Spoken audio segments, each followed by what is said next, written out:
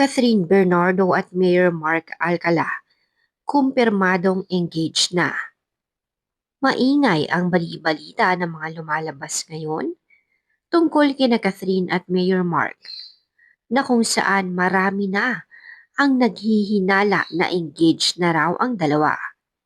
Hindi natin alam ang eksaktong petsa o taon na naging sila.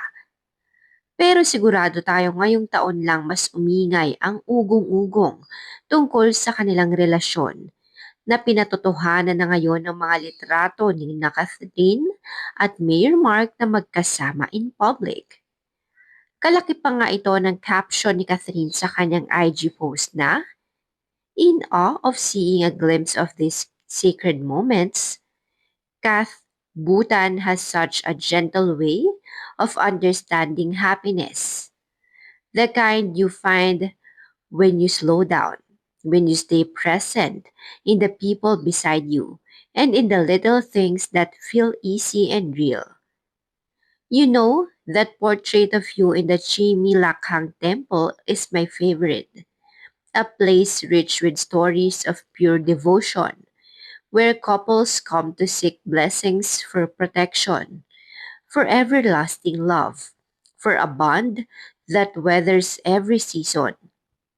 You, receiving all of that, it felt like you were sweetly telling us you're at your most content and at your happiest. So warm, dreamy, and inspiring that happiness can be simple and still mean everything." Ito nga ang post sa IG na kung saan mayroon itong pangalan na Bernardo Cat Styles. May mga nagsasabi na kapag ang isang tao raw na nagpupunta sa lugar ng Chimilakhang Temple ay ang couple na nais na mag-settle down at mag-last ang kanilang love forever. Marami rin kasing nagsasabi na hindi naman talaga solo si Catherine na nagpunta sa Bhutan dahil kasama nito na nagpunta si Mayor Mark.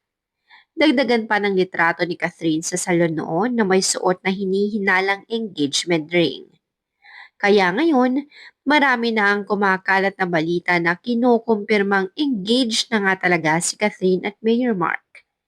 Samantala, bagamat wala pang kahit na anong paglilinaw o kumpirmasyon kay Catherine at Mayor Mark sa mga ugong-ugong tungkol sa kanilang relasyon, lalo na sa kanilang engagement, ay nananatili pa rin naman tayong nakaabang.